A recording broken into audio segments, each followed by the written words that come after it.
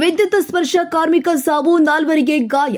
ವಿದ್ಯುತ್ ಸ್ಪರ್ಶದಿಂದಾಗಿ ಓರ್ವ ಕಾರ್ಮಿಕರು ಸಾವಿಗೀಡಾಗಿದ್ದು 4 ಜನ ಗಾಯವಾದ ಘಟನೆ ಗದಗ ಜಿಲ್ಲೆಯ ಶಿರಹಟ್ಟಿ ಹೊರವಲಯದಲ್ಲಿ ಜರುಗಿದೆ.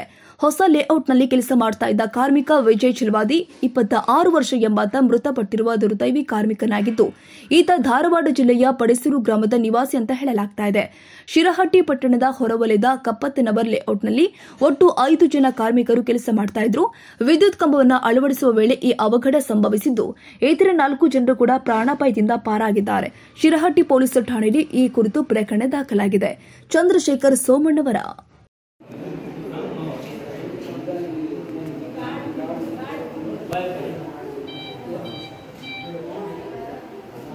ನಮಸ್ತೆ.